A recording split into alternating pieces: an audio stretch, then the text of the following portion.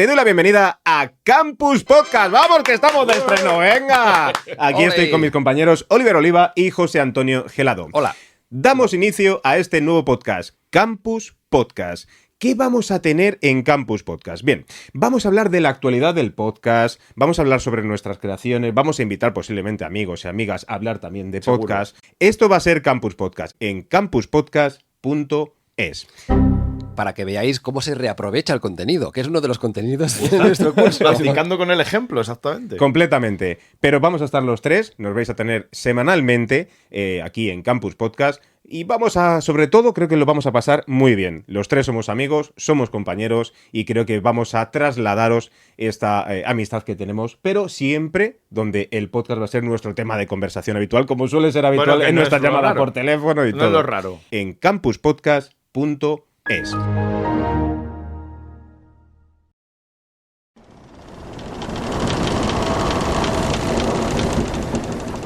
Alcanzó la orilla a nado después de batallar con un mar enfurecido y encrespado por los fuertes vientos de levante. Un sol perezoso apenas lograba traspasar la densa niebla con la que amanecía tras días de temporal. Su cuerpo, tendido boca arriba, mostraba los inequívocos signos de la fatiga. Miembros inertes, el rostro a medio camino entre inexpresivo y una leve mueca de alivio dibujada en los labios, y el tórax que se ensanchaba y encogía en rápidos movimientos, casi espasmódicos, como queriendo apresar hasta la última molécula de oxígeno.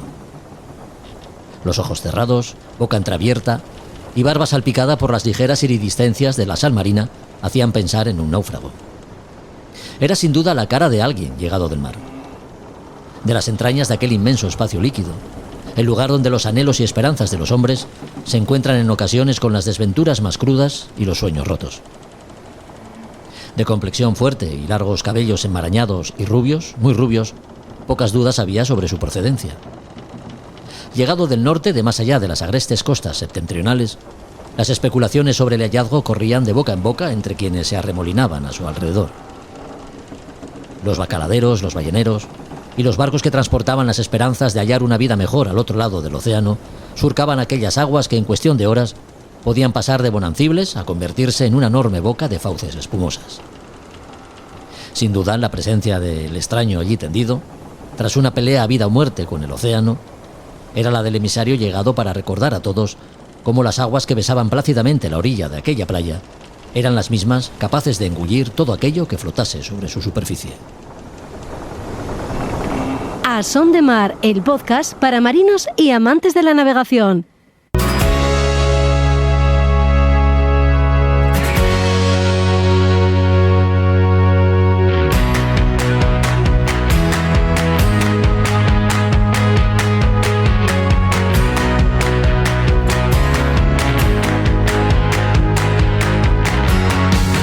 Hola a todos, ¿qué tal? Bienvenidos a otro episodio de A Son de Mar.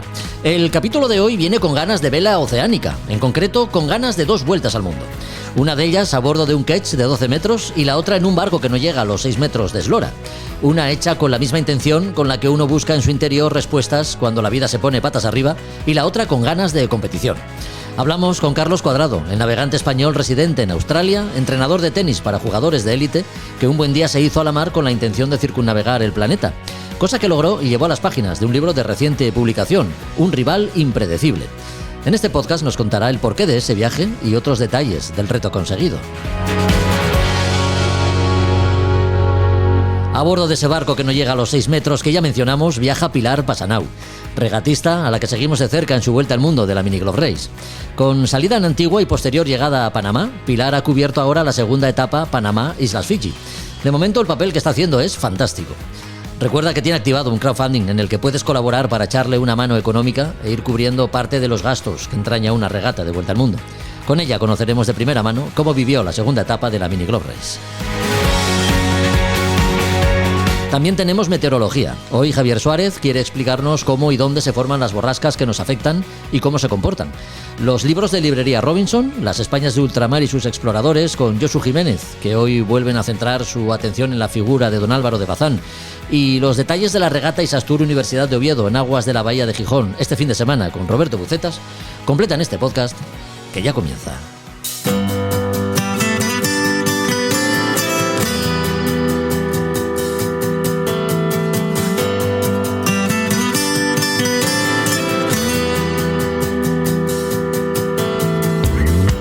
Una vida dedicada al deporte y no al de la vela, precisamente. Profesional del tenis, su trayectoria con la raqueta prometía. Ganador de un Roland Garros Junior, estaba llamado a afrontar grandes retos en las pistas.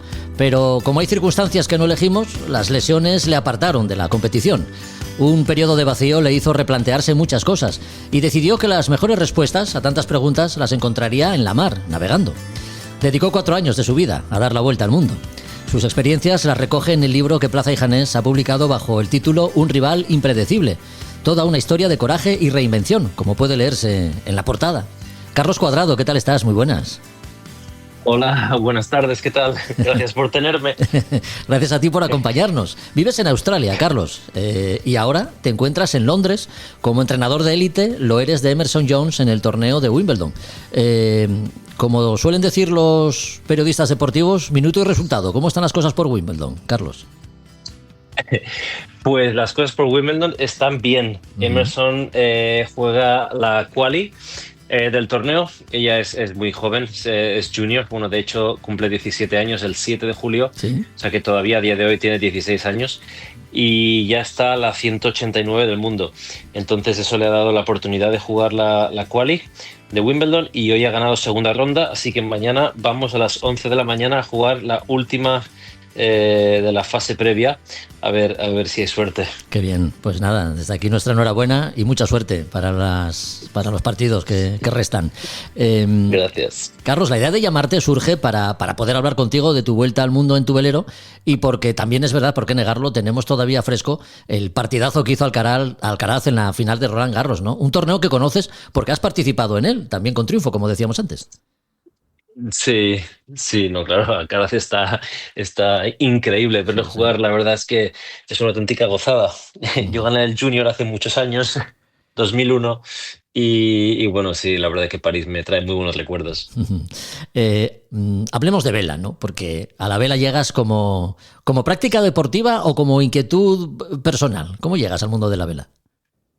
La verdad es sí, como inquietud, como que o sea, de pequeño yo no crecí haciendo regatas, ni tampoco viene de familia. Lo que viene de familia es el mar, el buceo, el tener una barca pequeña, una Zodiac pequeña de 4 metros y pasar los veranos en la Costa Brava, pues eso, de cala en cala y buceando. Y de eso sí, de navegar, no, eso me salió más de mayor. Cuando quería aprender, me gusta aprender cosas nuevas a mí y me gusta viajar, me gustan los barcos, tenía mucha curiosidad de aprender a navegar a vela y me viene de mayor, sí. ¿No era difícil entonces que te acabases vinculando de alguna manera a la mar después de haber pasado tu infancia en un lugar como la Costa Brava, ¿no?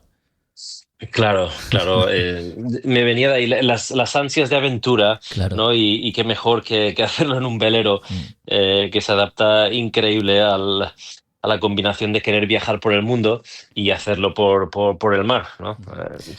Y además, bueno, al empezar a probar la vela, pues bueno, la adicción que se te crea, ¿no? Como mucha gente me entenderá. Y el querer más, y el querer aprender más, y el querer viajar más lejos, y el querer cada vez descubrir nuevas cosas, me llevó al final a dar una vuelta al mundo. Poco a poco. Carlos, como profesional del deporte, ¿has tenido la tentación de comparar la práctica de la vela con la del tenis, en cuanto a destrezas, cualidades y valores que de alguna forma contagia a quien lo ejercita? Por supuesto. Los valores que aprendí del tenis. De hecho, en el libro hay muchos, hay capítulos, ¿no? Que va de la navegación al tenis, va un poco hacia adelante y hacia atrás, y comparo muchísimas veces los sentimientos que tuve en las pistas de tenis o la preparación de una pretemporada comparada con la preparación de un viaje. Sobre todo la búsqueda de soluciones a los problemas que continuamente te encuentras en una vuelta al mundo. Y eso constantemente tiene similitudes con mi carrera deportiva. Qué bueno. Australia es un lugar donde el deporte y la práctica de la vela se ha convertido en una religión para muchos, ¿no? Desde que el Australia 2 ganase la Copa América, creo recordar que en 1983. ¿Cómo y de qué manera entras en contacto con la navegación a vela, Carlos? Pues vivo en Melbourne Entonces, bueno, la curiosidad me llevó a querer hacer algún curso de navegación. Hice en Australia está el RYA, que es una titulación inglesa. Sí. Y bueno, quise hacer un curso básico, Dayskipper, creo que se llamaba. Y bueno, entonces después del Dayskipper quise hacer otro más grande, pero más que nada para estar en contacto más con el mar y para seguir aprendiendo. Hice el Yacht Master, no me examiné de Yacht Master, solamente hice la teoría y los 5 días que sales a navegar. Y me pasó un poco lo mismo, quería más, no era suficiente. Y me di cuenta también eh, que si quería aprender a navegar, igual me tenía que comprar mi propio barco y así también hacerlo un poco a mi manera. A mí me gusta hacer las cosas a mi manera. Fui una tarde a navegar en una regata de club, ¿no? Náutico, y la experiencia tampoco fue increíble, ¿no? No creo que yo era una persona de regatas, eso era una persona que me gustaba ir a navegar con calma y encontrar paz en el mar.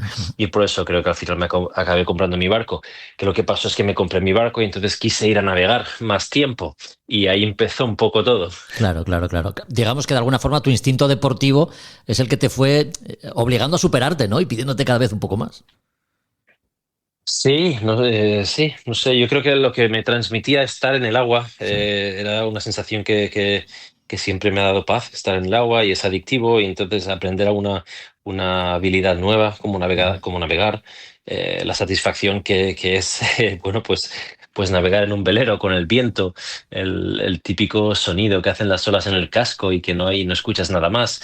Todas esas cosas me fueron atrapando sí, igual Sí. mi instinto competitivo quiso Superarte de bueno, alguna forma, ¿no? superarme, En el sí, plano y personal. tener un objetivo, Sí, y tener siempre un objetivo más grande. claro. Oye, ¿y cuánto tiempo pasa desde que empiezas a navegar a vela, desde que haces tus primeros pinitos y sientes esa llamada de una vuelta al mundo? Pues, em, pues pasó un año igual. Un año. Pasó un año que hice mi primer curso, entonces quería más, hice un segundo curso, entonces me compré el barco y a la que me compré el barco ya sí que fue el no va más, no podía aguantar más. Entonces ya fue una continua búsqueda de intentar salir a navegar. Le echaste coraje porque no deja de ser una aventura arriesgada, con tan solo un año de experiencia, lanzarte a dar la vuelta al mundo, ¿no? Sí, sí, no sabía navegar, o sea, de hecho con 2 cursos yo considero que no tenía ni idea de navegar, tenía teoría y eso es lo que me pasaba, que tenía la teoría de haberla estudiado en los cursos, pero no tenía nada de práctica ni sentía que sabía navegar. Entonces eso me fue empujando a querer aprender a navegar y la única forma que veía factible era bueno, pues comprar un barco y salir. Qué bueno. Pasó un año, sí, pero todo luego fue bastante rápido. Las intenciones fueron al principio de navegar la costa este de Australia y bueno, cuando estaba de Melbourne, cuando estaba por Sydney, más o menos me entraron ganas de dejar de costear y de hacer algo un poco más largo y entonces ahí surge la idea de cruzar Nueva Caledonia. Y entonces fueron creo que 6 o 7 días de navegación Sí. y luego una vez en Nueva Caledonia ya empecé a navegar solo. Ya no es que sintiera que sabía navegar porque no sabía, pero igual sabía lo suficiente para aventurarme hacia Vanuatu, que fue la primera navegación en solitario que hice. Ujú. Y bueno, a partir de ahí fuiste ya adquiriendo experiencia, lógicamente, y llega el día de soltar amarras y recorrer las primeras millas de una vuelta al mundo. ¿De dónde sales? ¿De Melbourne?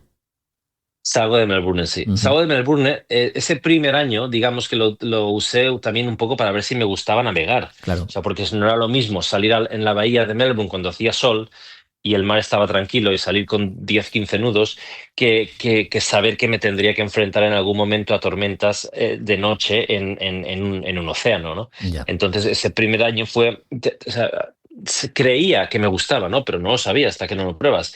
Entonces, de ahí fue a hacer la primera navegada hacia Nueva Caledonia. Ahí es cuando me di cuenta que realmente hacer navegadas largas me gustaba la rutina del barco, la rutina de las guardias, de solucionar problemas, de la planificación previa que había a eso.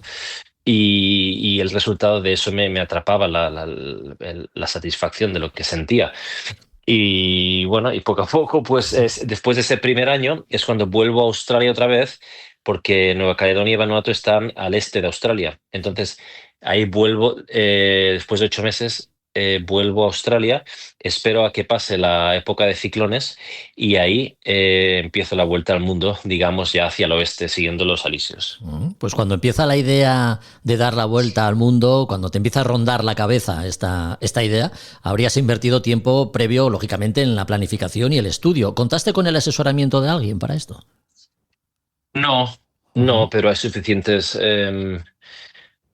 información Ya. ahí fuera, ¿no? Entre los cursos de RYA que había hecho y algunos canales de YouTube que seguía y bueno, información que vas buscando en libros que hay, sentía que, o sea, me ayudó muchísimo las guías de Jimmy Cornell, tengo que decir. Jimmy Esas Cornell. dos guías, esos dos libros, me compré, no recuerdo los nombres, pero hay 3 libros, me compré 2 de ellos bueno, que te ayuda a planificar algo así. Una larga travesía, la de dar la vuelta al mundo por los grandes océanos. Cada uno de ellos, ¿qué sensaciones te fue aportando? Porque cada uno tiene sus peculiaridades y características, ¿no? Sí. Sí, vi el Índico como muy salvaje. Ya. O sea, el Océano Índico, las olas venían muchísimo de través y venían con fuerza. Y siempre había alguna ola despistada que te venía de una dirección diferente y se movía todo el barco. O sea, te impactaba y se movía todo. Tenías que estar siempre atento. Los vientos también, creo que fue en julio y agosto, los alisios en el Índico están fuertes, soplan fuertes y te empujan rápido. O sea, lo mejor es que te vienen por popa y la nave, bueno, y te empujan. Mi barco era un barco pesado, de una quilla grande, Sí. y era el ángulo perfecto para mi barco. Pero bueno, era el océano que me acuerdo que estaba, sí, era más duro. Sí, sí. El Índico. Luego Sí. sí, luego recuerdo el Atlántico como perfecto. Cuando salí de Ciudad del Cabo hacia Santa Elena, eso fue una navegación perfecta, de alisios siempre constantes, siempre entre 15 y 20 nudos constantes. No tuve tantas tormentas en el Atlántico y luego la navegación, la travesía desde Santa Elena hasta Grenada en el Caribe, directa también, sin escalas y en solitario. Esa fue una de las mejores, yo creo. Tuve la corriente a favor, los vientos igual 15 a 20 nudos, siempre constantes, sin grandes cambios, sin grandes tormentas. Hay alguna suelta, por supuesto, porque la travesía duró 27 días, 28 días, no recuerdo bien. Pero esa es la travesía que recuerdo la mejor de todas. Hacía unas millas al día de récord para mi barco y para mí, pero gracias a la corriente y a los vientos constantes. Y también la pesca. La pesca era abundante, era magimagis y atunes y bueno, me lo pasé muy bien. Qué bien. El viaje alrededor del mundo te llevó 4 años y, como decimos, este viaje lo recoges en las páginas del libro Un rival impredecible. Durante estos 4 años, ¿llevaste la vida del navegante solitario? ¿Cómo estuvo estructurado este viaje, Carlos? O sea, no tuve pareja parte del viaje, o sea, no siempre estuve en solitario. Tuve pareja por 1 año y medio, 2 años de lo que duró el viaje. Y bueno, entonces también ella por COVID se tuvo que ir a casa, entonces me quedé solo otros 7 meses a la travesía del Atlántico, por eso estaba solo en la travesía del Atlántico. Sí. Y bueno, la estructuraba bien. Es que me gustaba mucho navegar solo, entonces... y incluso cuando mi expareja estaba en el barco, me gustaba a mí hacerlo solo y hacer las guardias solo y como tomar un poco, ella tampoco sabía navegar, se mareaba bastante constantemente, así que bueno, tenía que intentar pensar que como si estuviera solo en el barco. Pero es que me gustaba, es que no tenía ningún problema, al contrario, me encantaba el reto y lo llevaba bien. Por las noches, cuando estaba en alta mar, si estaba cerca de costa, me acuerdo dormir 20 minutos, ponerme alarmas de 20 minutos constantes, Ya. más que nada para los pesqueros y cargueros que hay cerca de la costa. Bueno, y ya cuando estaba un poco más lejos, estaba ya cruzando océanos, las alarmas ya eran de 45 minutos, incluso de 1 hora. Y las de cuando ya empezaban a ser de 1 hora, pues la verdad es que era un placer, ¿no? Me levantaba 1 minuto, muchas veces dormía en cubierta, en la bañera Y bueno, y así iba pasando los días. Claro, ¿el viaje fue continuo o en algún momento lo dejabas amarrado y te volvías a Australia? El primer año el plan era que yo volvía a trabajar a Australia unas 6 semanas al año, en bloques de Ajá. 2 semanas. O sea, 3 viajes de 2 semanas. Eso fue el 2017-2018. Entonces, más 2018. Entonces volví cuando estaba en Indonesia, una vez, en Indonesia, en Malasia y en Madagascar, creo. Ujú. Sí, Madagascar. Entonces después pasó lo de COVID. Después ya de Madagascar, que llegamos a Ciudad del Cabo, empezó COVID y ahí fue cuando ya no pude volver a Ya, ya. Australia. Entonces ya estuvieron 2 años por delante sin poder volver. Ujú.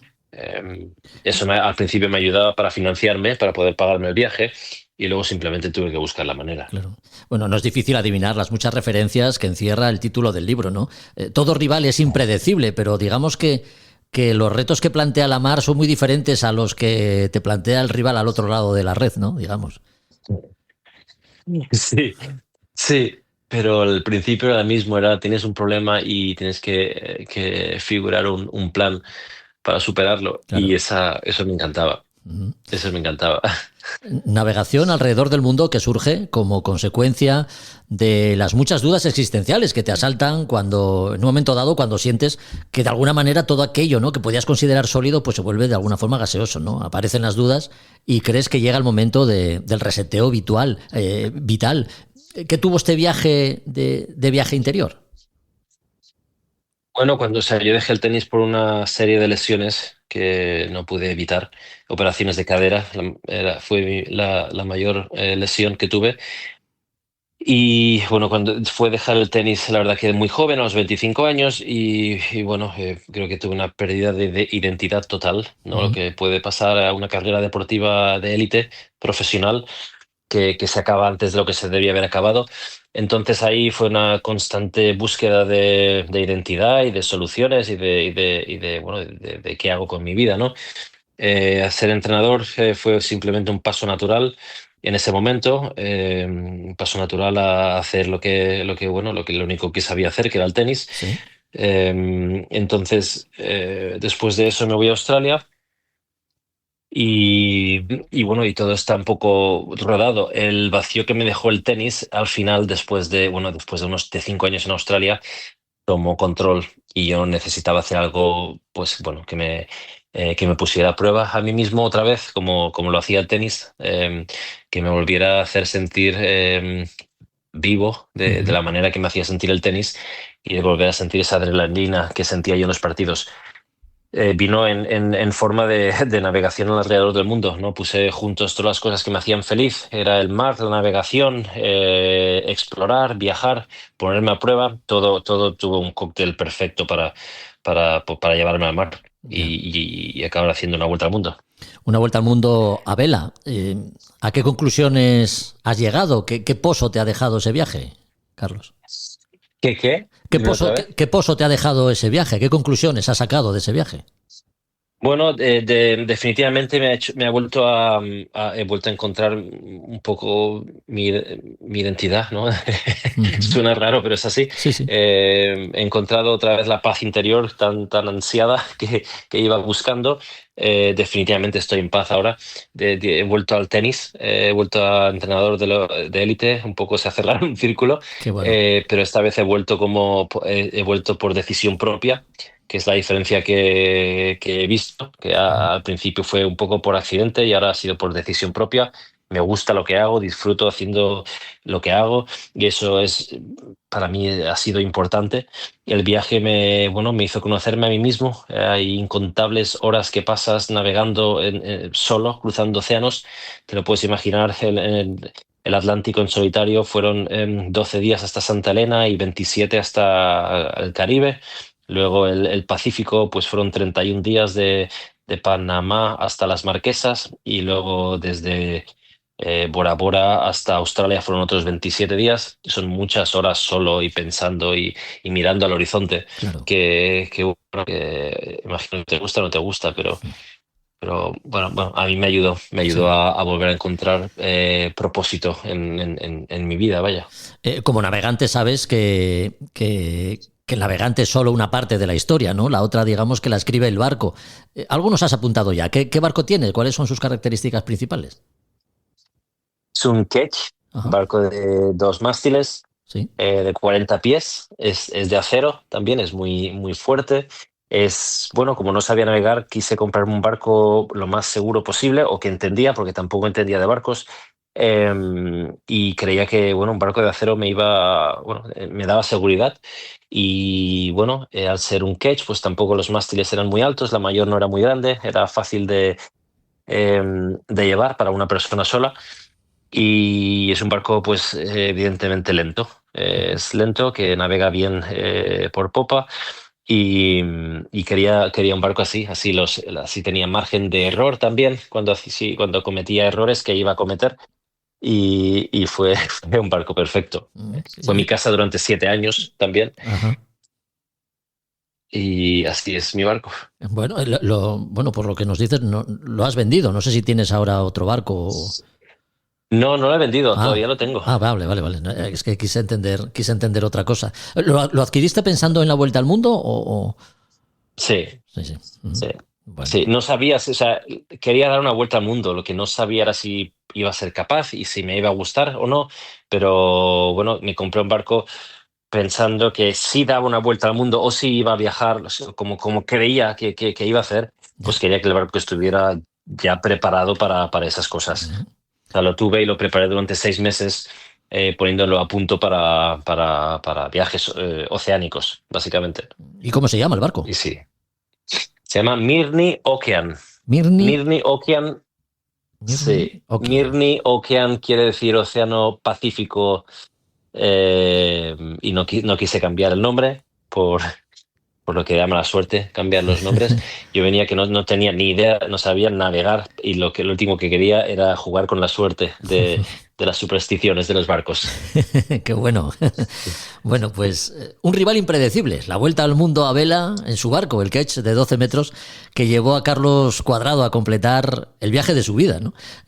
No sé si tienes proyectos en mente. ¿Tienes otra vuelta al mundo preparada o otro tipo de navegación? Mi vida ha cambiado bastante. Ajá. Estoy con Mel, mi pareja actual. Vivimos full time con sus hijos, tiene tres. Ujú. Y sí, les estoy influenciando para que les guste el mar. Este verano nos los llevamos a la Costa Brava. Vamos a estar Genial, con la barca que yo tenía con mi padre. genial. Y en un futuro, ya cuando los niños ya sean más mayores, que tienen 7, 12 y 14 años, pues yo le digo a Mel que tenemos que tener un barco y tenemos que viajar. No sé si una vuelta al mundo, no sé si la podré convencer para tanto, pero estoy convencido de que voy a volver al mar. La pregunta es cuándo.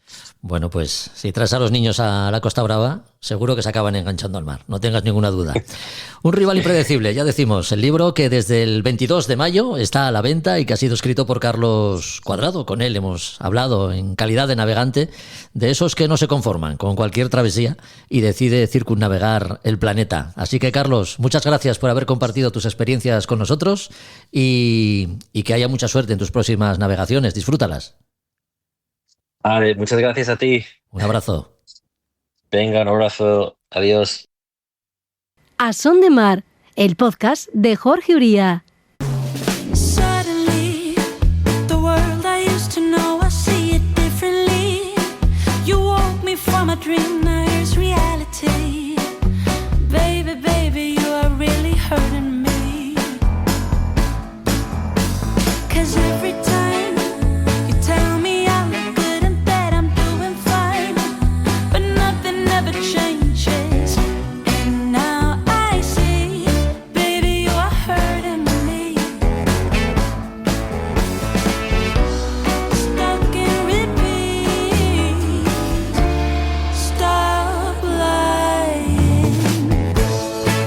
I know you play your part, but baby, it's breaking my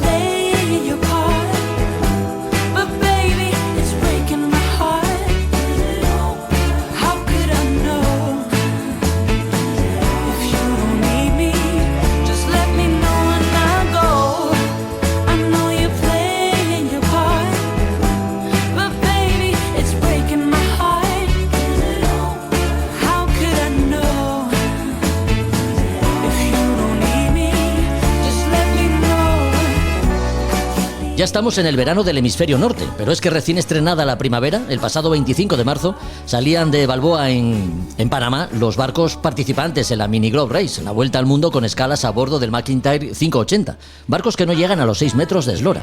Seguimos con especial atención las evoluciones del Peter Pan, no es para menos.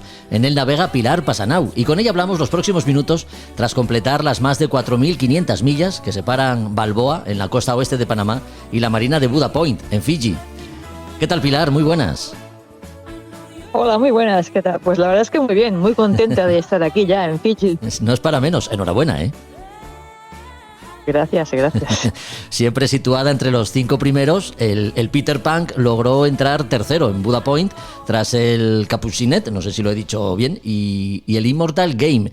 ¿Cómo te has encontrado por el Pacífico Sur, Pilar? Bueno, pues la verdad es que muy bien. Al principio salí con ganas de situarme en el grupo primero y lo conseguí, y lo que más me ha costado quizás es mantenerme allí. Ya. Por suerte, milla a milla, pues voy conociendo mejor al Peter Pan y sé ya cómo ponerle las velas y darle o sacarle el máximo rendimiento al barco. Y eso me ha permitido pues pasar de una cuarta posición que tenía más o menos asegurada a una tercera, justo llegando aquí al final, que es Fiji. Qué bien. Esta segunda etapa de la Vuelta al Mundo os hizo recalar primero en las Islas Marquesas, de Balboa al archipiélago de las Marquesas. Un tramo, Pilar, no exento de dificultades, donde las encalmadas y las corrientes parecen ser frecuentes. ¿Cómo afrontaste este tramo? Bueno, la primera parte, saliendo de Panamá, no había mucho viento y era muy consciente de eso, y por tanto mi único objetivo era no acercarme mucho a las Islas de Galápagos, Sí. e intentar conquistar o ganar lo más rápido posible el sur, para irme a pasarme la zona ecuatorial e irme más abajo hasta la latitud 5 grados de latitud sur, donde encontraría ya los vientos portantes, que son los alisios del sudeste. Una vez los encontré, ya me fui directamente a buscar las Marquesas, la Polinesia francesa. Diríamos que la primera parte fue complicada, primero por poco viento, luego por los doldrums, es decir, los cambios intensivos donde se encuentran los vientos de ambos hemisferios, del norte y del sur, lo que me comportaba con muchos cambios de viento, de intensidad, muchas tormentas eléctricas. Fue durillo porque prácticamente no duermes y estás todo el día pendiente y noche pendiente de cambio de velas, de dirección del viento. Claro. Pero bueno, una vez ya pasé todo esto, pues más o menos los alisios se comportaron y se mantuvieron bastante fuertes. Al final quizá bajaron un poquito, pasaron de 20 y pico nudos, ya pasaron a 15 nudos y fueron bajando paulatinamente a medida que me acercaba a las Marquesas. Y al final, llegando a las Marquesas, el viento se me puso de cara, pero bueno, ya me quedaba tan poco que ya me daba igual y conseguí entrar en la bahía de Ibaoa hasta fondear. Sí, a las dificultades y retos que plantea la meteorología, a veces un barco también presenta, ¿no?, sus propios desafíos, sobre todo cuando algo se estropea. En tu caso, el piloto automático y las comunicaciones te dieron algún que otro quebradero de cabeza, ¿puede ser? Sí, yo tuve problemas de comunicaciones, no aquí en Panamá, sino en la etapa primera. Que me quedé simplemente totalmente toda la etapa primera, desde Antigua hasta Panamá, la parte del Atlántico, me quedé sin poder comunicarme.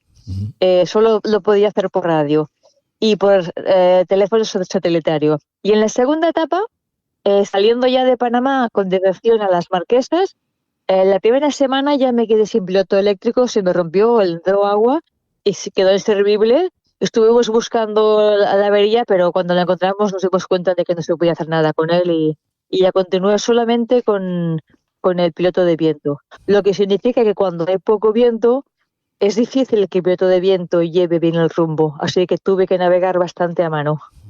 Oye, en barcos de eslora tan reducidas como los que estáis navegando, ¿cómo se plantea el acopio de víveres, comida y agua para etapas tan grandes, ¿no?, de tan larga distancia como la que estamos comentando? Sí, de hecho, esta segunda etapa que salía en Panamá salía en Panamá y el final de la etapa correspondía a llegar a Fiji, Sí. que son unas casi 7.000 millas, no creo que un poquito más. No, 7.000 millas, lo digo bien. Y lo que se hizo, la que aguanta la regata, que es Don McIntyre, organizó pues paradas llamadas pit stop. La primera parada fue en Ibaoa, que sí que es cierto que era muy lejana, es que no había ninguna parada más antes de las Marquesas. Claro. Y luego la siguiente parada ya fue en Tahití, luego fuimos a Tonga y finalmente hemos llegado al Fiji. Lo bueno es que en cada parada pues es obligatorio estarte un tiempo, que depende de la parada, pues son 6, 7, 8 días no más, y te permite, aparte de pues comprar el alimento y el agua, hacer algo de mantenimiento, visitar la isla y si puedes, pues también descansar, Claro. que es importante. Lógico. Como comentas, de las Marquesas a Tahití y luego a Tonga. Navegar entre islas es todo un desafío, ¿no? Lo más complicado es navegar entre los arrecifes Claro. de coral, porque se crea un microclima que hace que te cambie de golpe el viento, es decir, te cambia la intensidad del viento y la dirección. Y estás navegando con el piloto y te das cuenta de que de repente has cambiado el rumbo y te vas 90 grados en otra dirección que no corresponde al rumbo debido al punto de destino. Y hay que estar siempre muy despierto para que no te pase eso. O si te pasa eso, pues cambia el rumbo y las velas. Claro, claro, sí. En una etapa tan larga, recordemos que, bueno, estamos hablando de muchas millas, ¿no? ¿A cuántos nudos habéis navegado de media, Pilar, más o menos? Bueno, de media creo que hicimos muy poquito. No sé si llegamos a los 4 nudos de media. Lo que pasa es que, claro, de media porque al principio de esta segunda etapa no había nada de viento. Y luego cuando vas más rápido, pues quizá navegas a 6 nudos, 7 o algo así. Evidentemente la media se reduce mucho y nos quedamos con 4. Lo normal es ir a 4,5, 5,5. Antes nos comentabas la peculiaridad que tiene pues la abundancia de arrecifes y cómo afectan a veces en las condiciones de viento, ¿no? ¿Cómo son estas peculiaridades, estas condiciones? ¿Abundan las tormentas? Entiendo que cuando estáis bajo el influjo de una tormenta o en las proximidades de una tormenta se acelera el viento, ¿no? Luego llega una encalmada. ¿Esto cómo lo gestionáis? Sí, pues así, tal como lo cuentas. Lo curioso es que se crea como un microclima dentro del agua del arrecife. El arrecife, el atolón en sí, Sí. no es más que una especie como de círculo formado por el coral, que lo que hace es atrapar el agua que tiene dentro. Entonces el agua está a diferente temperatura, la de dentro, que la que ella misma tiene fuera. Y eso crea que se crean vientos turbulentes y además las corrientes, que se me olvidó decirte, Sí. también son muy fuertes. Es decir, tú puedes estar navegando y tener corriente en contra muy fuerte. Por eso, si te fijas, cuando yo iba a hacer con los sotolones, nunca me voy al lado de él. Siempre busco el pasaje, es decir, el paso, donde hay más distancia entre atolones y me voy por el medio para que no me afecte la corriente en contra, porque las corrientes en contra son bastante fuertes, llegan a 2 nudos o hasta 3 nudos pueden llegar. Qué curioso. La atención es permanente, claro. Sí, eso que te explicaba antes, que de día y de noche estás siempre Sí, sí. pendiente y cuesta. Yo lo que hice cuando salí de Tonga, los 2 primeros días que no llegaba a los arrecifes, porque estaban a 200 y pico millas, 240 más o menos, me acuerdo. Dormí tanto como pude, porque sabía que a partir de entonces, de esas 240 millas, llegando ya a la barrera de atolones, sabía que no dormiría bien. Así que mi idea era mantenerme lo más máximo posible despierta, que es lo que hice. Los 2 últimos días me mantuve muy despierta y prácticamente no dormí para conseguir no despistarme. Ya. Recordemos, saliste el 25 de marzo de Panamá y llegas el pasado 16 de junio a Fiji, a Marina Buddha Point, en tercera posición. ¿Cómo fue la llegada? ¿Entraste de noche, al amanecer, atardeciendo? ¿Cómo fue el momento de la llegada, Pilar? Cuéntame. Bueno, la noche anterior el día anterior fue muy duro porque yo ya sabía que me bajaría el viento y que me rolaría y que nos vendría de cara a mí y a los que iban detrás mío. Lo bueno que tuve yo es que estaba relativamente cerca de la parte oeste de la isla de Fiji y por tanto el viento, pues el poco viento quizá me afectaría y el role del viento pues, quizá me afectaría pues un día entero. A los demás les afectó mucho más que a mí. Y lo bueno que tuve es que a pesar de que no había viento, había algo de corriente que me permitió entrar por el canal o el pasaje que hay para entrar a Marina, a Buda Marina. Ya. Bueno. Lo que sí que miré, hay dos pasajes, Ujú. Jorge, perdona, hay dos pasajes y lo que hice es mirarme si iba por el del sur o iba por el del norte. El del norte es mayor, el del sur es más pequeñito, pero a la hora que yo llegaba, me daba mejor el del sur porque la corriente era entrante, no vaciante. Ya. Así que aproveché eso, entré por el del sur, que era más estrechito, y luego a medida que iba amaneciendo, pues me iba subiendo el viento y ya le puse el código 0, digamos, para ir al descuartelar. Ujú. Ya fui ya más rápida y entré de día. Que es un gusto entrar de día en un puerto que no conoces. Claro, qué bien. Bueno, recordemos que a estas alturas todavía quedan barcos por llegar. ¿Todavía queda, perdona? Que digo que a estas alturas todavía del mes de junio todavía quedan barcos por llegar a Buda Point. Sí, hoy estaba mirando y tenemos a Josh, que es americano, lo tenemos a unas 49 millas, y luego tenemos a Gary, que es australiano, que está todavía a unas 128 millas también. Así que yo calculo que el americano primero, que he dicho, llegue pues en menos de un día y el segundo llegue en 2 días. El Peter Pan en forma, ¿no? Sí, pero aunque esté en forma, Jorge, aunque esté en forma, lo que sí que hago es cada vez que paro, modifico algo, cambio, o sea, lo hago más mío, para que me sea todo más cómodo, más fácil. Y ahora viene una tapadurilla, Claro. creo que es la más complicada, diría yo, que me estoy preparando el barco bien para poder afrontarla con éxito. Lógico. Próxima etapa, Fiji, Ciudad del Cabo, por el Índico, con salida el 25 de julio. ¿Habláis ya de esta etapa, los patrones que estáis ahí en Fiji? Y tanto. Claro. Jorge, hablamos cada día de esta etapa, porque sabemos lo dura que es. Primera por la zona del estrecho de Torres, es decir, del norte de Australia. Salimos de aquí, vamos al norte de Australia y pararemos en una isla, la Thurston Island, que está justo al norte, en la zona del estrecho, que corresponde más o menos a una cuarta parte de esta tercera etapa, perdona. Ujú. Luego esa zona de ahí nos vamos a Cocos Keeling Island, Sí. que seguramente habrá poco viento y lo que más nos afecta cuando salgamos del estrecho son las corrientes que hay por ahí. Estas son 2.000 y pico millas más, es decir, ya es la media etapa. De ahí nos iremos seguramente a Mauricio, Isla Mauricio, que está al lado de Madagascar. Y a partir de ahí viene la última etapa, la última parte de la tercera etapa, que es la parte más complicada por las corrientes que tenemos en dirección sudoeste, es decir, que nos llevarán a Cape Town. Pero si el viento se levanta y viene del este, nos puede afectar mucho y nos puede hacer que la mar sea muy alta, muy grande, diríamos, y que nos venga en contra el viento y la mar se crea una mar como más piramidal y cuesta avanzar. Así que no tenemos esta parte de aquí, creo que es la que tenemos menos clara todos. Yo creo que todo dependerá del viento y que te encuentres cuando llegues por ahí. Claro. Bueno, me imagino, por lo que dices, que todos coincidís en el diagnóstico, o cada uno, digamos, que tiene sus filias y sus fobias respecto al trayecto a seguir. Bueno, yo supongo que cada uno tiene sus fobias. La mía es el frío. Yo soy una persona friolera Sí. y a mí me afecta. Mira, hoy hemos ido en bus a comprar comida al mercado que está a 40 minutos y todo el mundo iba con manga corta y yo iba con chaqueta, pues para que veas la diferencia térmica que hay en mi cuerpo y los cuerpos de los demás. Sí. Yo creo que cada uno tiene su punto fuerte o sus puntos fuertes y sus puntos débiles.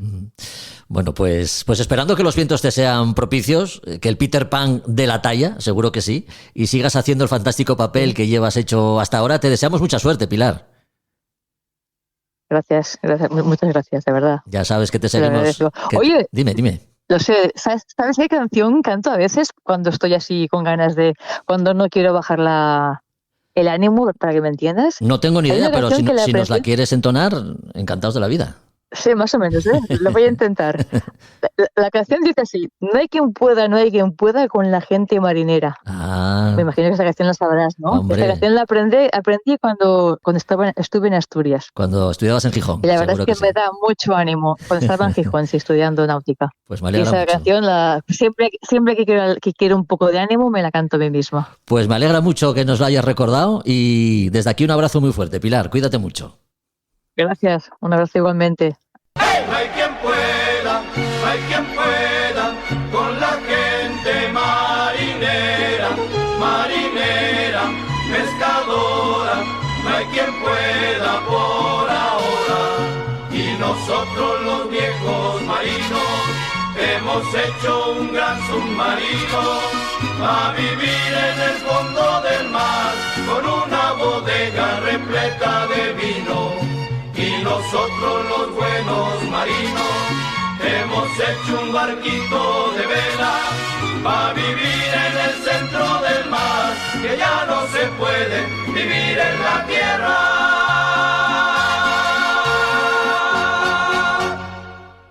¿Te gusta salir de la rutina aprendiendo a navegar? ¿Has pensado en hacerlo por el Cantábrico, la costa atlántica de Francia y el sur de Irlanda o Reino Unido? Náutica Puerto Gris te lo pone fácil. Suelta, amarras y disfruta con nosotros tu charter por enclaves náuticos con siglos de tradición marinera. También puedes sacar tu título Somos Escuela Homologada. Travesías y expediciones a los lugares más cautivadores del norte de Europa, mientras aprendes o perfeccionas tus conocimientos. Traslados y asesoramiento náutico. Náutica Puerto Gris desde Santander. De navegantes para navegantes. Así es, Náutica Puerto Gris. En Santander puedes encontrar lo que buscas si quieres obtener la titulación que te habilite para el gobierno de una embarcación o solo buscas un viaje de placer por la ría. También se encargan del traslado de barcos, de todos aquellos trabajos propios de una gestoría náutica, además de formación con mayúsculas. Porque eso de ir con Náutica Puerto Gris a la isla de White y navegar por el Solent es una experiencia que muy pocos ofrecen con la calidad que ofrece Náutica Puerto Gris. Javier Manso, ¿qué tal estás? Muy buenas. Hola, muy buenas. ¿Qué tal, Jorge? Encantado de estar de vuelta. Hablamos de Náutica Puerto Gris porque la formación de futuros navegantes es una de vuestras especialidades. Para ello, organizáis travesías de varios días a bordo de cualquiera de vuestros barcos, ¿no? Especialmente preparados para este tipo de cometidos. En septiembre, de hecho, uno de los platos fuertes del programa formativo de Náutica Puerto Gris es, como decíamos, el viaje al Solent. Un lugar, además, técnicamente muy exigente, Javi. Sí, realmente sí. Consideramos que es una zona que, aparte de su atractivo a nivel histórico y de toda la cultura marinera que tiene, es un sitio donde las condiciones climáticas y en cuanto a las mareas, el estado de la mar, el viento, todo cambia y además es bastante brusco, ¿no? Digamos que es un sitio un poco más técnico en cuanto a la hora del cálculo de la navegación, en el estar en el barco, un poco hacer... No es la misma navegación que podríamos hacer, por ejemplo, más hacia el sur, en la costa norte de España, en el Mediterráneo. Es una zona donde hay unas mareas muy grandes, hay unas corrientes muy grandes, hay que hacer cálculos para saber llegar bien a los puertos, calcular si tienes un problema con la meteo y te has quedado un poquito corto de velocidad, o al revés, si hay que reducir trapo y bajar, etcétera. Así que, así como muchas otras inconveniencias que puede tener cualquier viaje, y donde creemos que es esencial que la gente que se está formando o que quiere mejorar sus habilidades navegando, creemos que es el sitio idóneo para poder ver todas las situaciones posibles y aprender, claro.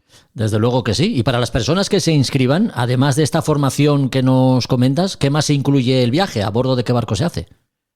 Pues sería a bordo del 50 pies del gran crucero que tenemos actualmente en el norte, que es es un Llano 49DS, que lo tenemos equipado, bueno, pues como has dicho antes, para zona 1 y para cualquier tipo de viaje oceánico, con el que se harán muchas más cosas y con el que estamos muy contentos porque precisamente hoy hablaba con Frank que el viaje de Dublín ha sido un éxito, el Solent está lleno completamente y La Rochelle, que hacemos ahora, está lleno completamente y el Solent está empezando a llenarse, así que quien esté interesado que sepa que las plazas vuelan. Qué bien, qué así bien. Que porque es que es una experiencia muy buena en un barco cómodo y bueno, y por supuesto Fran, que es el que va allí a instruir, en este caso es un crack y aparte, bueno, ya sabes que es historiador, o sea que va a haber un combo de todo, de historia naval general y de náutica hasta las orejas. Desde luego que sí, porque es que el Solen no solo es una zona interesante desde el punto de vista de la navegación,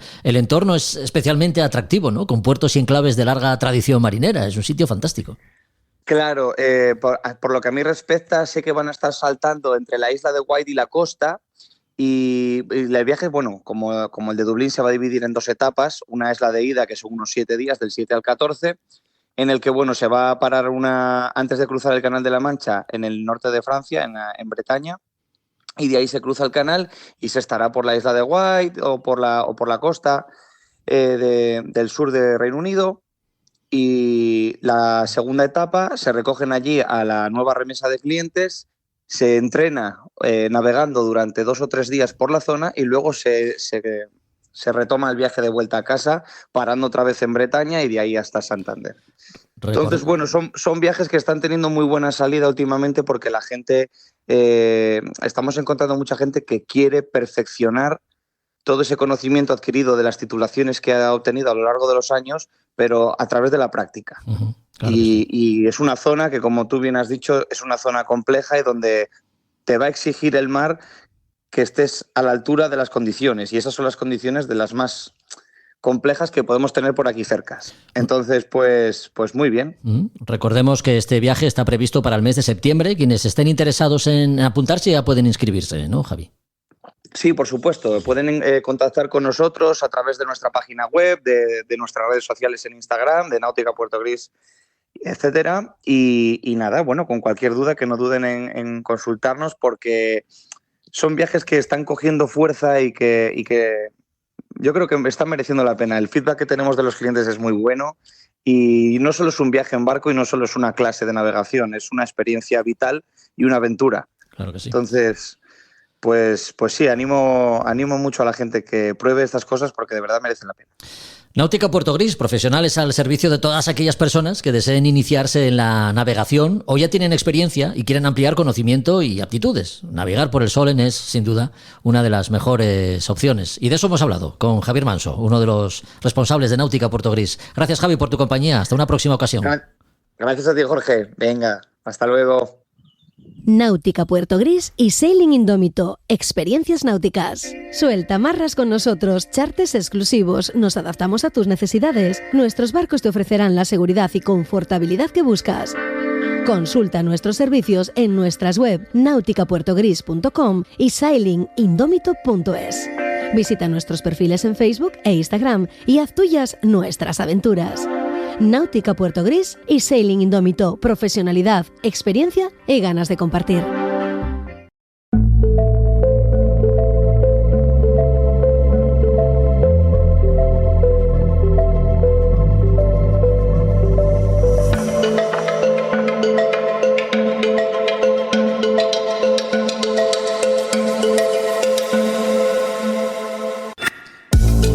Las borrascas y los frentes no son precisamente las situaciones que nos gusta encontrar cuando salimos a la mar. Y si en una travesía no hay otro remedio, pues valore al toro en proporción a lo que vayamos a afrontar. De borrascas o depresiones en regiones templadas, como dicen los técnicos, hablamos los próximos minutos que dedicamos a la meteorología con Javier Suárez. ¿Qué tal, Javier? ¿Cómo estás? Muy buenas. ¿Qué tal, Jorge? Pues muy bien, estoy pensando muy bien, gracias. Prácticamente recién llegado, ¿no? De esa travesía que hiciste entre Galicia y el norte de Francia en un barcazo. Imagino que la experiencia ideal para repetir. La experiencia muy buena, sí señor, muy buena. Tuvimos a mí me tocó la parte un poco difícil, que era subir hacia Bretaña, que era todo el rato con viento en contra, pero sí, por culpa de un anticiclón, ya hablaremos en su día de cómo afecta, pero bien, una experiencia muy buena. Bueno, pues me alegro que haya sido una buena experiencia. Javier, la península ibérica, sobre todo el norte peninsular, se ve especialmente expuesto a la influencia de las borrascas que se forman, ¿dónde? Porque si la Tierra es un organismo vivo, en algún sitio nacen y se originan, ¿no? Pues sí, efectivamente, como ya hablábamos en su día, bueno, en otros podcasts de la circulación general de la atmósfera y las células estas que se creaban por culpa del calentamiento del Sol y de la rotación de la Tierra, Sí. pues justo nosotros, la península ibérica y un poco toda esta parte de Inglaterra, Francia, toda esta parte de Europa, siempre se ve afectada por un cinturón de borrascas que se van generando en el Atlántico, sobre todo en la costa este de Estados Unidos, y que en función de la estación de año que sea, pues está más abajo en latitud o más arriba en altitud.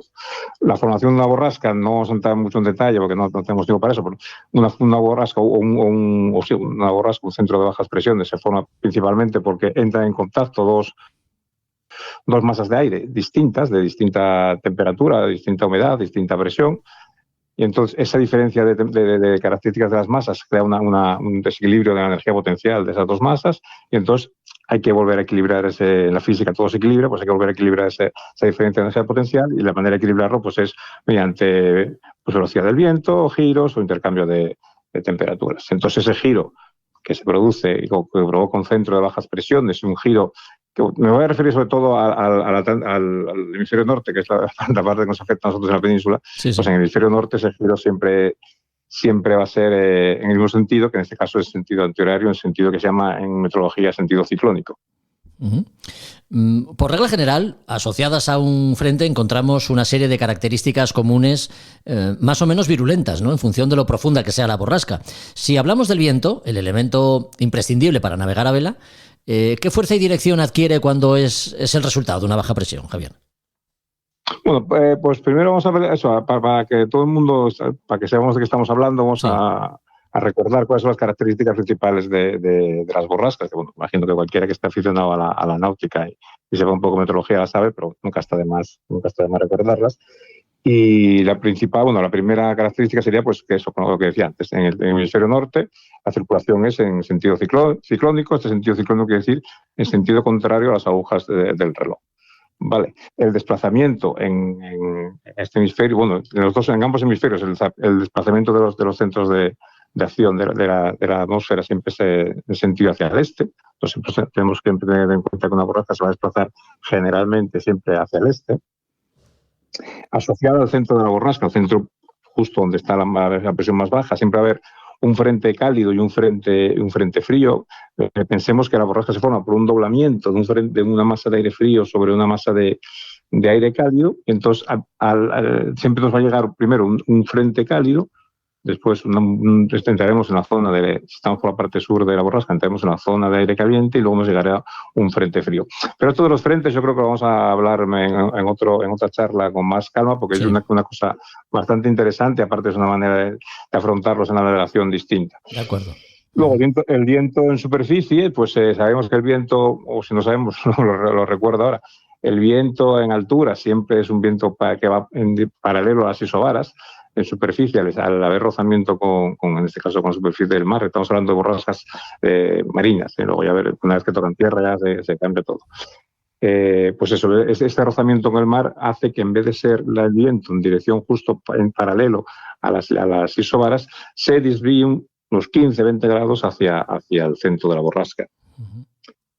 Y luego, para determinar dónde está el centro de la borrasca, bueno, aparte de que imagino que estamos navegando en un sitio donde tenemos acceso a información meteorológica, por lo que sea, pues una manera tradicional, y además que se lleva haciendo durante muchos años, es la regla de Bush-Ballot, que es que te pones, que te esté dando el viento de espaldas.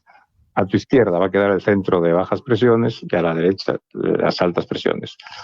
No va a ser justo a tu izquierda, va a ser pues, con lo que decía antes, esa desviación del viento de unos 15-20 grados hacia el centro de la borrasca, pues no será justo a tus 90 grados, sino será a unos 100-110 grados del centro. Bueno, esto básicamente son las características principales de eso, que se repiten en todas las borrascas. Sí. Viento y mar, o mar y viento. Uno repercute en el otro y viceversa, ¿no? ¿Cómo se comporta la mar en medio de una borrasca desde el punto de vista meteorológico? Bueno, pues eso, si tenemos en la cabeza la idea de la borrasca, un centro puro de bajas presiones de alrededor, y esas presiones van en disminución en aumento a medida que nos alejamos del centro y las líneas de presión, las isobaras, se van separando a medida que nos alejamos del centro, pues tenemos que pensar que en el centro de la baja presión vamos a tener los vientos más intensos, y a medida que nos alejamos del centro de la baja presión, los vientos van a ser más suaves. Entonces, como norma general, pues siempre evitar acercarse al centro, o evitar, mientras más podamos bordear una borrasca, mejor. Las rachas también son más fuertes durante el día, las rachas asociadas a una borrasca son más fuertes durante el día y sobre todo por la tarde, pero esto de que los fenómenos meteorológicos sean más intensos durante el día, sobre todo por las tardes, está íntimamente relacionado pues con la energía del sol, ¿no? Siempre el sol es un elemento más, la energía que provee el sol al sistema atmosférico es un elemento más. Yeah. Que siempre va a afectar, todos los fenómenos siempre se suelen aumentar o fortalecer por las tardes, o cuando el sol está cuando la energía del sol es más intensa. Ya. Luego otra cosa que hay que hacer, perdón, sí, dime. Sigue, que es muy interesante lo que estás contando, Javier. Bueno, pues otra cosa que hay que vigilar con las borrascas es cuando interacciona con los anticiclones. Si recordamos nuestra última charla de la preparación que hacíamos del viaje por el Golfo de Vizcaya, y que decíamos que lo que yo tenía en mente, lo que me quitaba en los sueños, pero lo que me tenía preocupado era que se solapaba el anticiclón de las Azores con una borrasca a altura del norte de Inglaterra.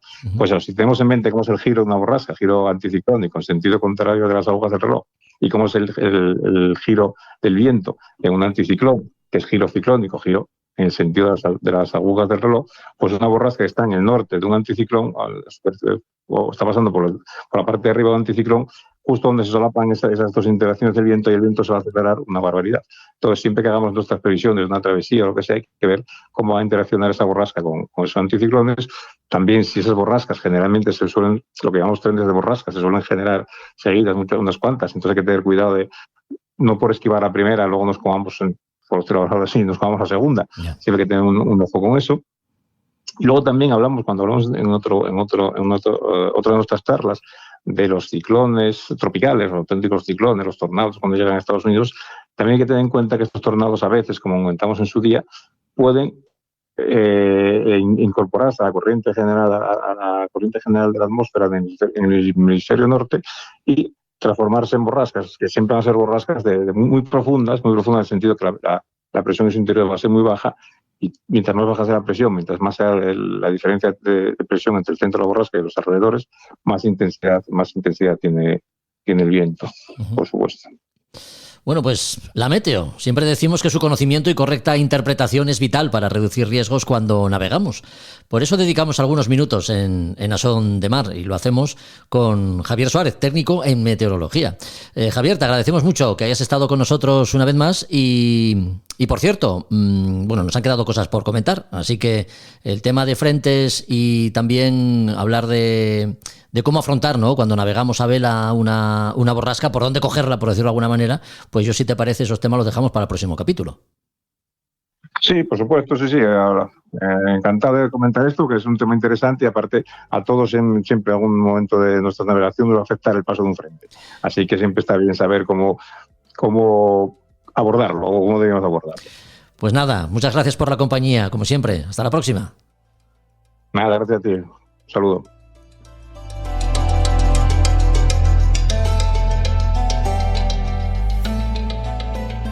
A Son de Mar, el podcast para marinos y amantes de la navegación.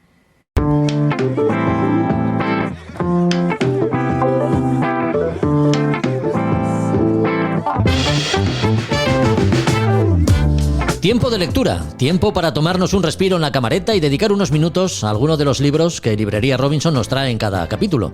Hoy un título que todavía no ha llegado a mis manos, pero que es de esos que uno tiene muchas ganas de leer.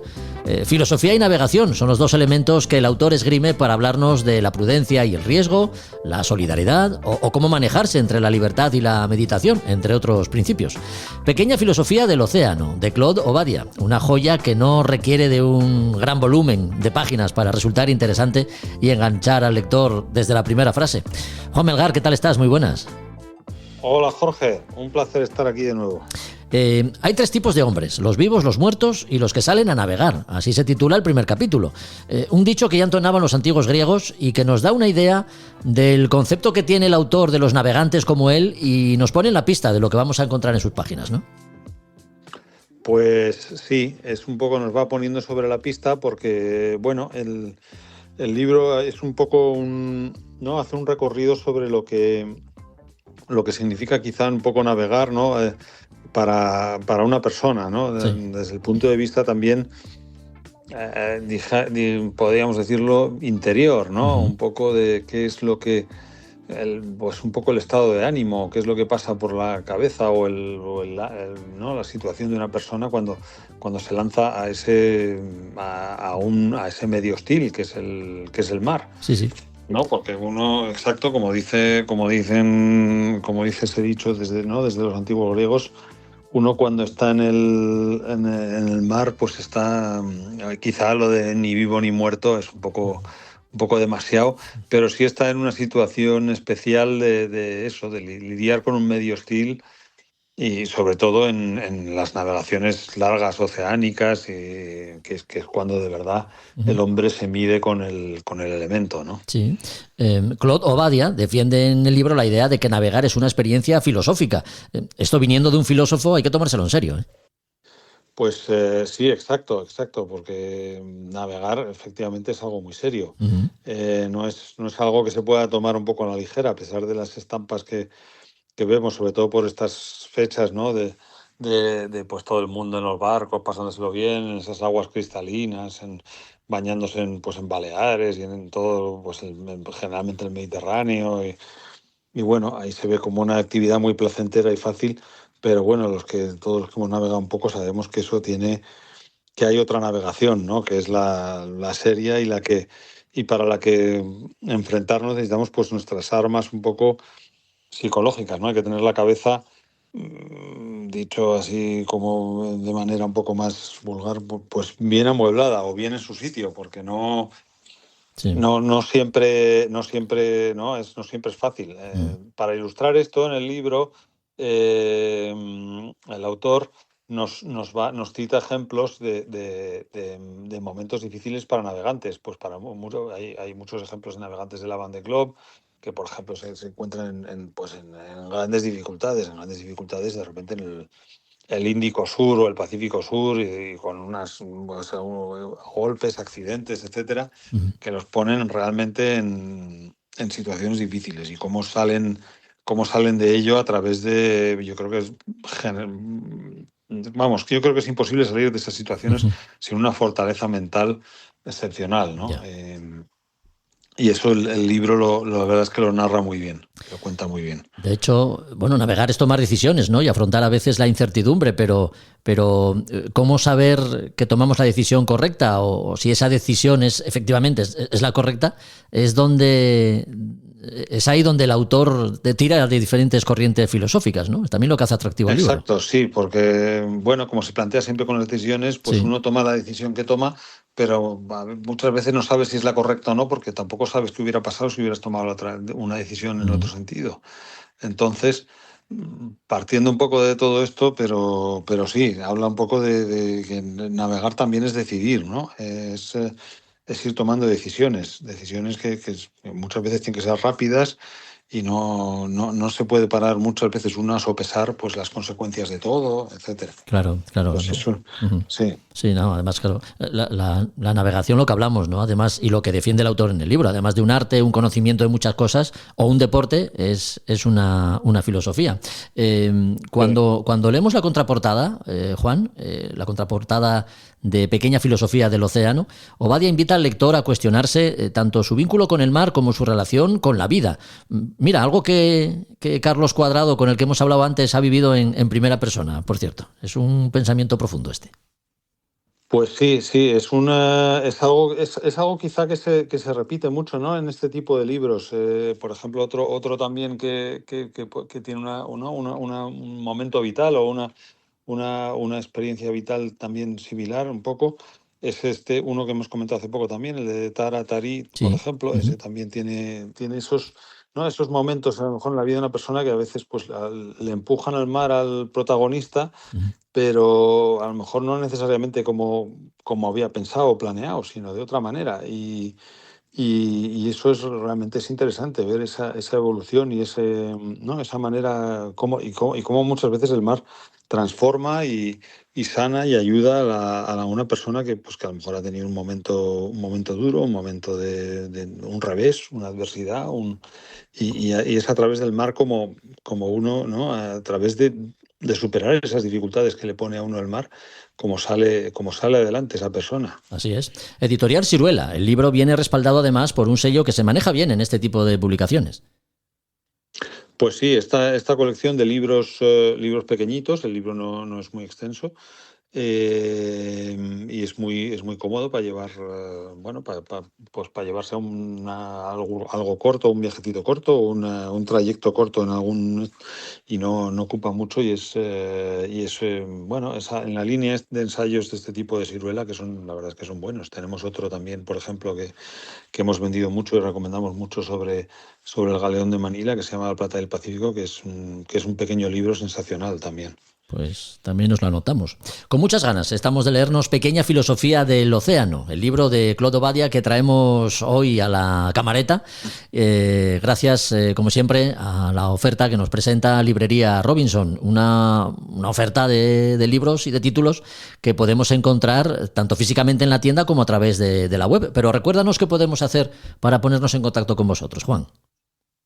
Pues pueden venir a la librería, a la calle Santo Tomé número 6 en Madrid, en la que todavía estamos, aunque ya hemos anunciado otras veces que habrá una mudanza dentro de no mucho tiempo, en los próximos meses. Y el que no pueda venir siempre puede consultar nuestra web, nauticarobinson.com, o llamarnos por teléfono o escribir un email, como les sea más cómodo. Bueno, pues aquí te esperamos en el próximo capítulo, Juan. Cuídate mucho, un abrazo. Muchísimas gracias, Jorge. Un gusto, como siempre.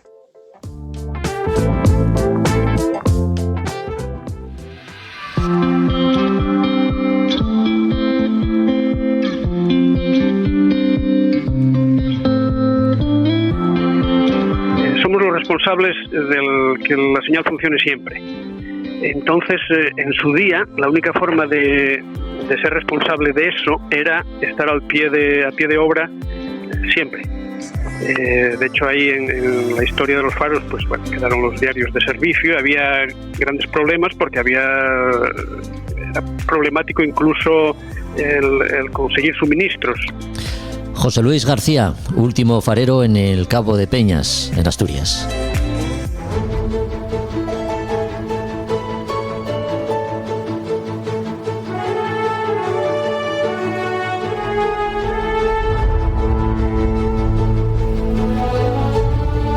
Desplegamos nuestras velas y dejamos que el viento nos impulse rumbo a las Españas de ultramar y sus exploradores. Allí donde nos espera el protagonista de hoy, de quien supimos algo ya en el anterior capítulo. Hablamos y hablaremos de don Álvaro de Bazán. Adelante, Josu, cuéntanos. Hola, muy buenas a todos, aquí desde el Muga. Está lloviendo, por si oís ruido, está lloviendo aquí arriba, en la cubierta. Pues nada, os voy a contar un poco la segunda parte, o vamos a decir así, un poco resumida de la historia de la Isla Terceira, ¿no? Os comento un poco por contar un poco de la otra vez. En principio, en junio de 1582, pues don Álvaro con su flota venció a los franceses y los echó fuera. Bueno, algunos no quedó nada de ellos, y bueno, lo que quedaba después había que tomar esa isla, que era una fortaleza que habían montado ahí entre los resistentes portugueses en contra del rey Felipe II, que sería como el Putin de ahora frente a los britanos y los franceses, junto con los portugueses, que no estaban por la labor de aguantar a Felipe II de rey. Y entonces, bueno, pues había que tomar esa isla, que esa isla estaba en un punto muy estratégico para atacar a las costas de la península y romper contra las flotas las flotas de Indias, ¿no? Las que traían o las que llevaban las riquezas. Y entonces, bueno, pues un año después, también en 1583, Álvaro de Bazán ya le comunica a Felipe II, pues cómo tiene preparada la flota para salir desde Lisboa hacia allí. Allí, pues bueno, lo importante en este caso, la clave de todo esto era la logística. No solamente no había el riesgo del combate naval, con lo que había que llevar era fuerzas, soldados y artillería para atacar y poder entrar. Con lo que entonces, bueno, pues en esas manda 14 carabelas que serían como fuerza ligera se descubierta, y después iban, pues bueno, pues un montón de naos gruesas que se llamaban en la época, galeras, para poder llevar las barcas de desembarco, etcétera, ¿no? Es decir, estamos hablando de desembarco anfibio, no cualquier cosa, y en el siglo XVI. Y en principio, bueno, pues de allí salen 91 embarcaciones, ¿no? Con las barcazas de desembarco, habían 20.000, bueno, tripuladas por 3.800 hombres, gente a remo. Bueno, podemos imaginar lo que era esa flota saliendo desde el Tajo. Además de todo lo que llevaba aquello a nivel de suministro y demás, pues bueno, digamos que había casi 9.000 hombres de infantería de marina.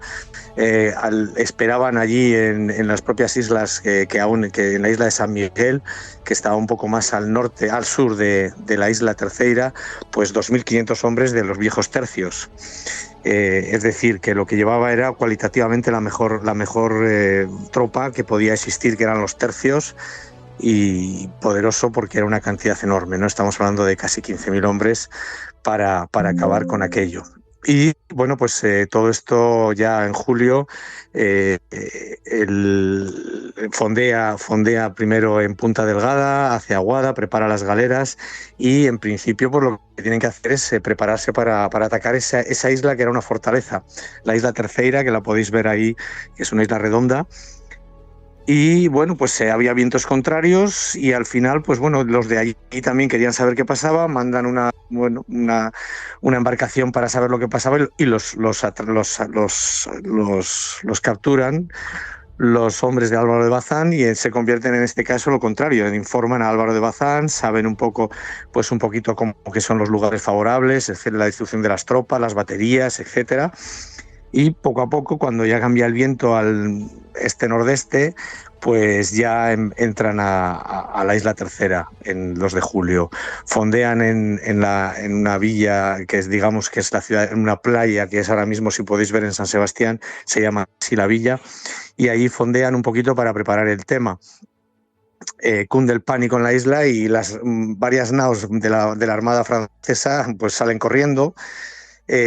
Aún así era imposible, o sea, era muy difícil conseguir la rendición. Se trata de negociar para que, bueno, pues de esa manera se puedan rendir, pero no quieren rendirse. Por un lado está el gobernador Manuel de Silva, que era el conde de Torres Vedras, que es un pueblo, una ciudad portuguesa, y en principio son rechazados, no quieren entrar en ninguna negociación, con lo que entonces, bueno, lo que tienen que hacer es, de forma minuciosa, preparar el desembarco, inspeccionan, reconocer la isla. Al final, bueno, pues se encuentran un poco la opción, que es en la cala de las molas o muelas, y bueno, pues allí empiezan a preparar un poco el desembarco. Los que estaban en la isla, bueno, se veían un poco a resistir hasta la muerte. Y en principio, bueno, pues se le preparan lo que es un desembarco. No es el desembarco en Normandía, pero vamos, podríamos decir que por la dificultad y la tecnología podía ser como eso. Y en el 25 de julio, pues se dará el embarque de la gente y el embarque de la tripulación en las barcas, y se prepara un poco el desembarco, las galeras para desembarcar, para arrastrar un poco y llevar a remolque las lanchas, lo que son las barcazas. Y el desembarco se hace con éxito. Se toma la playa.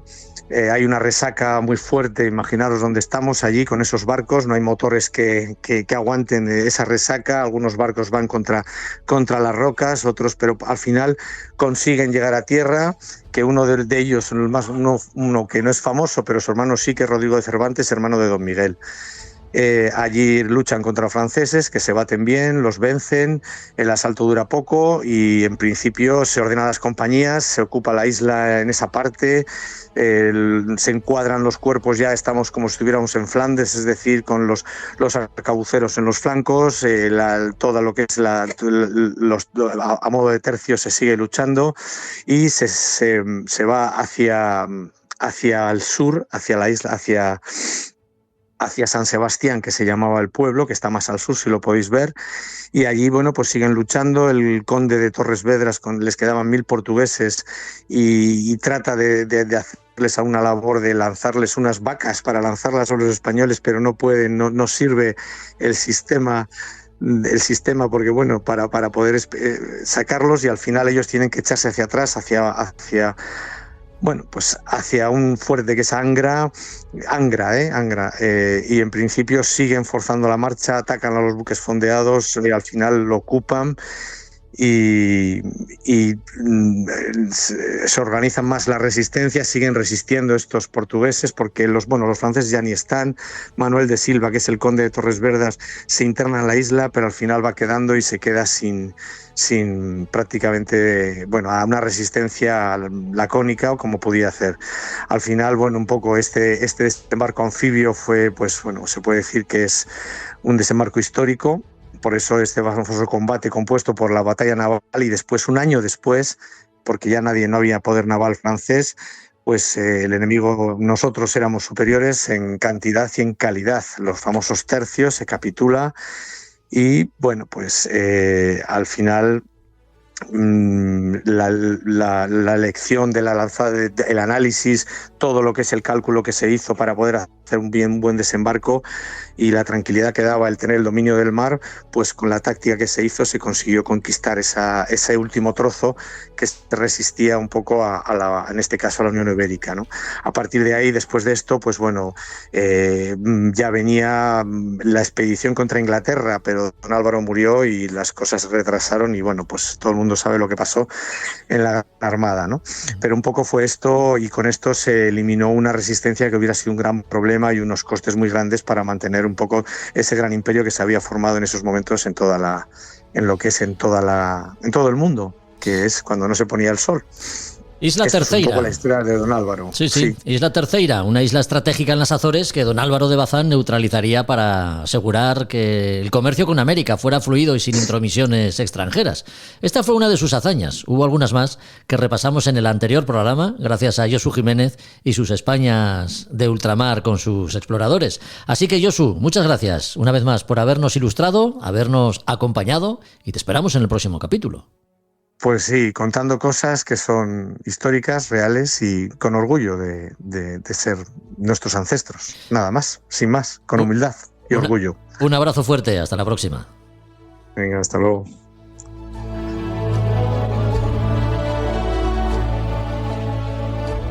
A Son de Mar, el podcast de Jorge Uría.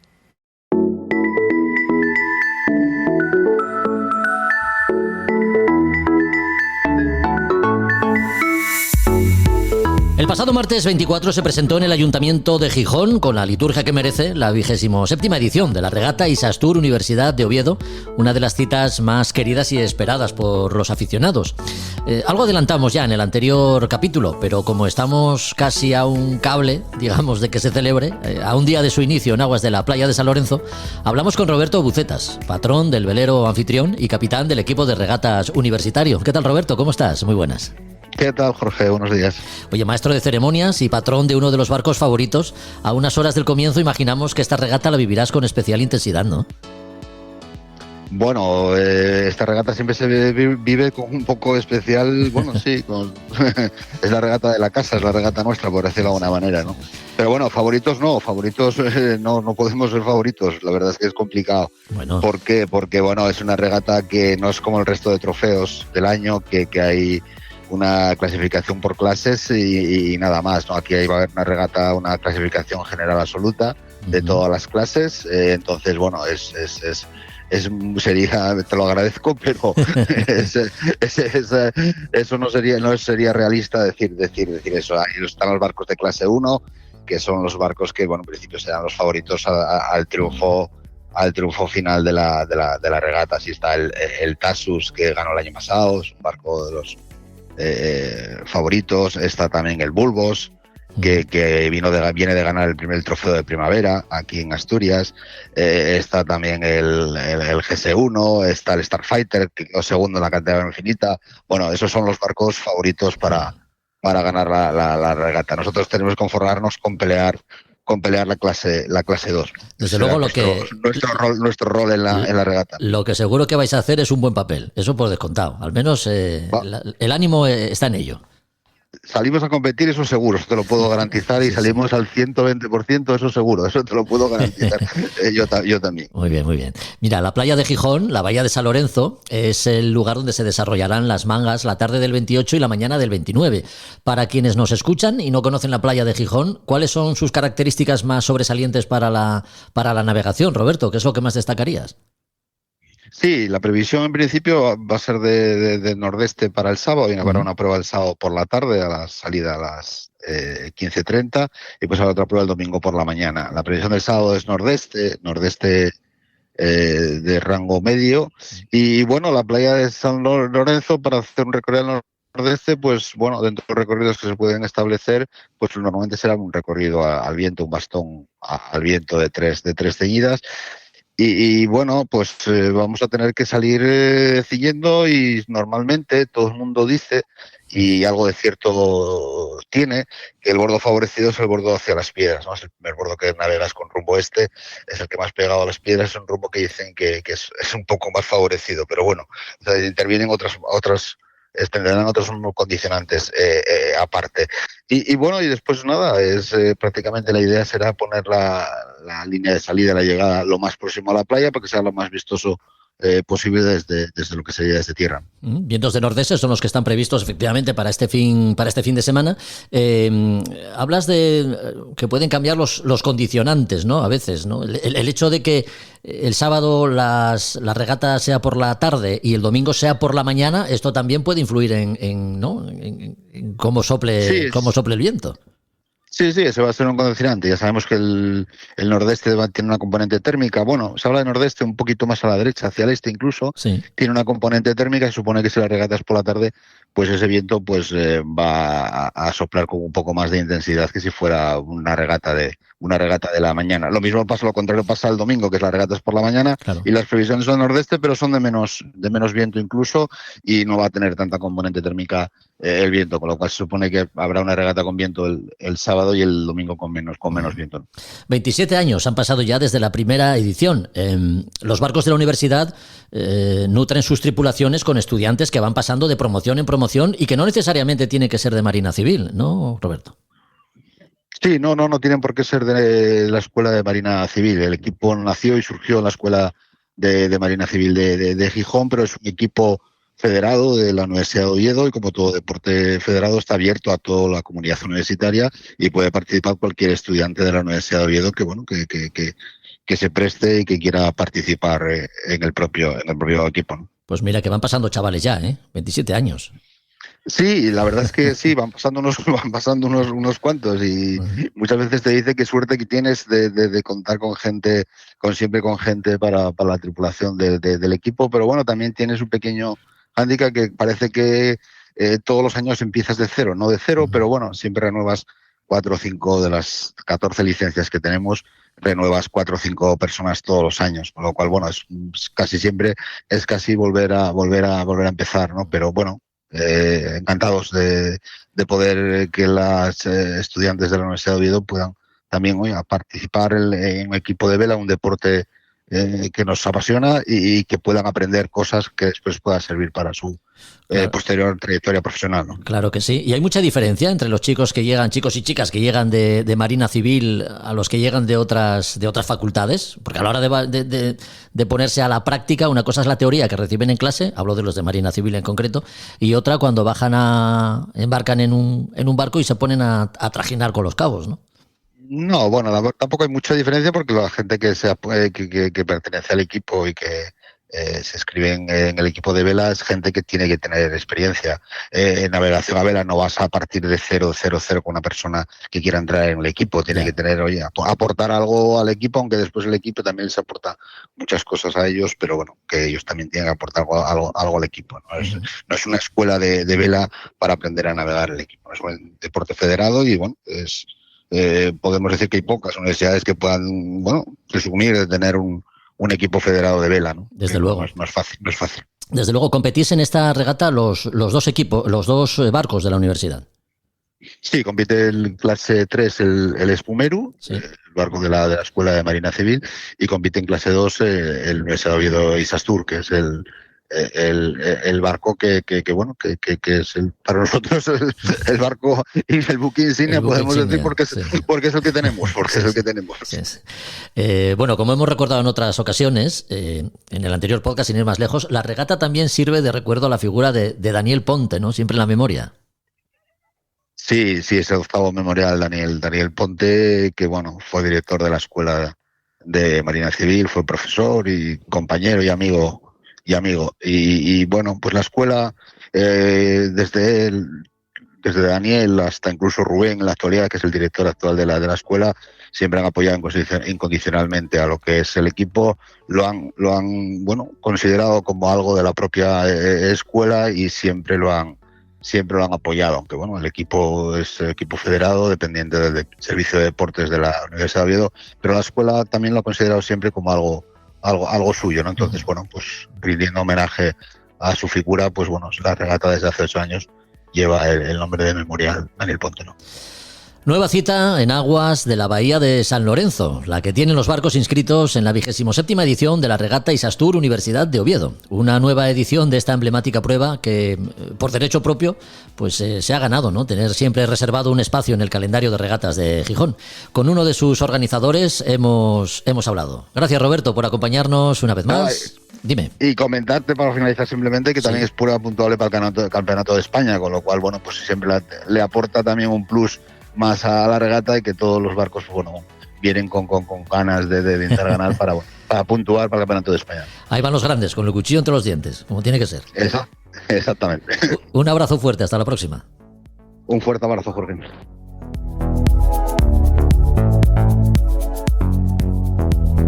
Pues hasta aquí otro episodio de A Son de Mar. Volvemos en 15 días, ya sabes, con más actualidad y temas de interés para los aficionados y también profesionales de la náutica. No te pierdas el próximo capítulo. Recuerda que puedes seguirnos en Instagram y Facebook o a través de la web www.podcastasondemar.com. Puedes anunciarte con nosotros, recuérdalo. Hacemos llegar tus productos o servicios náuticos a tus clientes. Hasta el próximo capítulo. Adiós. A Son de Mar, la náutica en un podcast. Te doy la bienvenida a Campus Podcast. ¡Vamos, que estamos de estreno! ¡Venga! Aquí estoy con mis compañeros Oliver Oliva y José Antonio Gelado. Hola. Damos inicio a este nuevo podcast, Campus Podcast. ¿Qué vamos a tener en Campus Podcast? Bien, vamos a hablar de la actualidad del podcast, vamos a hablar sobre nuestras creaciones, vamos a invitar posiblemente amigos y amigas a hablar también de podcast. Esto va a ser Campus Podcast en campuspodcast.es. Para que veáis cómo se reaprovecha el contenido, que es uno de los contenidos de nuestro curso. Practicando con el ejemplo, exactamente. Completamente. Pero vamos a estar los tres, nos vais a tener semanalmente aquí en Campus Podcast y sobre todo, creo que lo vamos a pasar muy bien. Los tres somos amigos, somos compañeros y creo que vamos a trasladaros esta amistad que tenemos, pero siempre donde el podcast va a ser nuestro tema de conversación habitual, como suele ser habitual en nuestra llamada por teléfono y todo. No es lo raro. En campuspodcast.es.